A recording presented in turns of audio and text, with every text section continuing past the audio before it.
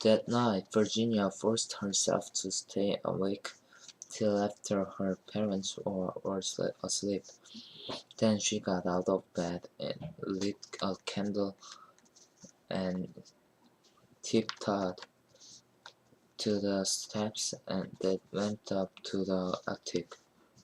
Virginia heard soft thumps and bumps and scraping noises along the way and passed several minutes, clutching her chest, but always kept going. Her heart was beating so hard she thought that she might faint. She pushed on the door to the attic, but it didn't move. It was locked. Virginia peeked through the keyhole and saw shadowy figures moving inside. Ghosts. She was right. The house was haunted, and there wasn't just one. Virginia counted 3 ghosts, 2 big ones and one that was about her size.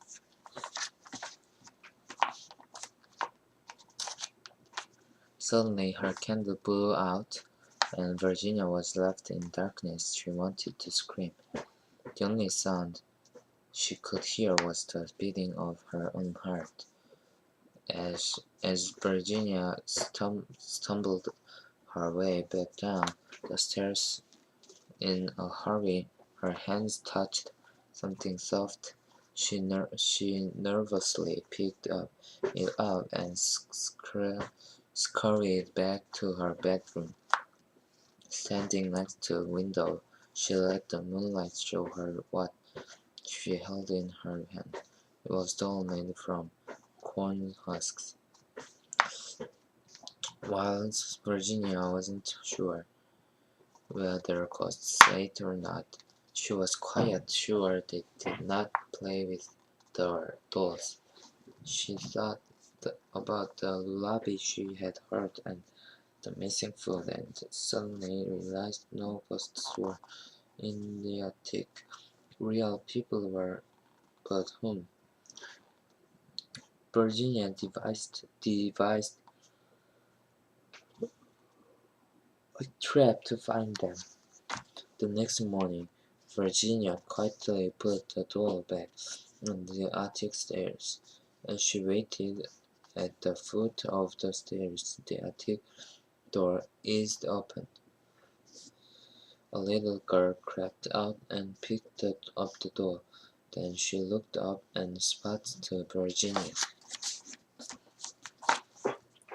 The frightened little girl gasped and started to cry. Before Virginia could comfort the girl, a hand whisked her back into the attic and slammed the door. Now Virginia knew the secret her parents had been keeping from her. The people in the attic were not ghosts, they were fugitive slaves escaping to freedom in the north.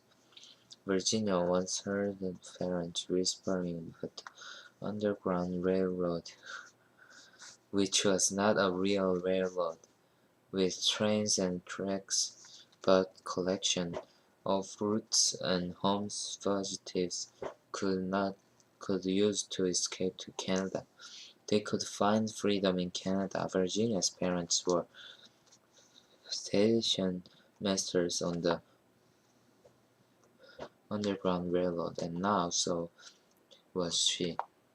A few days later, Virginia realized the ghosts were gone. One of them had left a gift for her on the attic stairs. It was a small doll made from corn husks. She kept it, but not for herself. If ever another family should stop at their station, she would have something to offer them other than her own fear. Epilogue. Around the 1830s, the effort to help slaves escaping from the southern United States was called the Underground Railroad. Although it was against the law, many individuals, both black and white, opened their homes to help these fugitives to find freedom. Families like Virginia's often fed, clothed, and hid small groups of fugitives until it was safe for them to move farther north. It could take from several months to an entire year for fugitives to make it north to Canada, one of the only places they could be truly safe and free.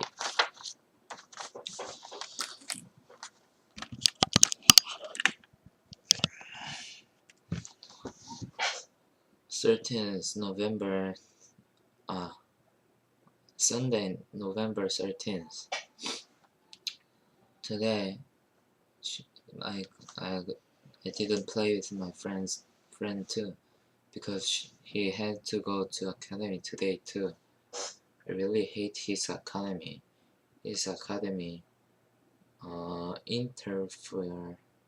interfere our relationship.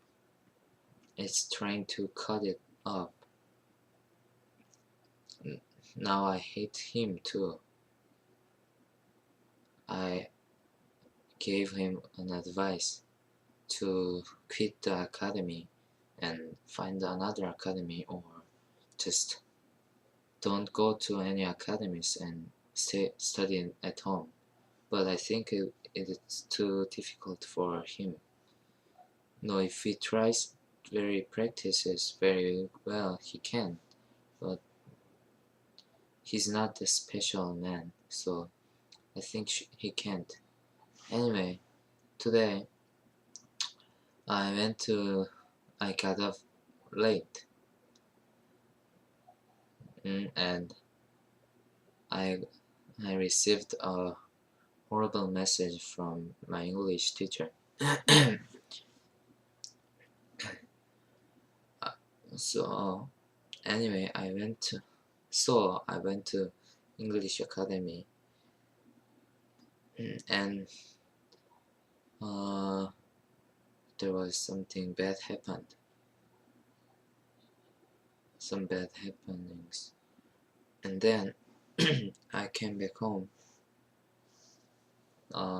and I started making a newspaper about what happened in my birthdays, past happenings. There were many happenings in my birthday. It's the homework of history for school.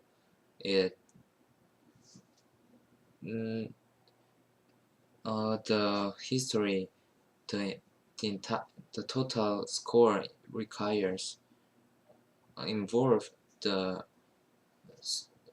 small test. The making birthday newspaper involves the small test, so I had to make it very well. But the testing, it is very picky, because the history teacher is really picky. But I think it's necessary. Anyway, it took very much time, and I didn't play computer games today. I just read books and just watched TV.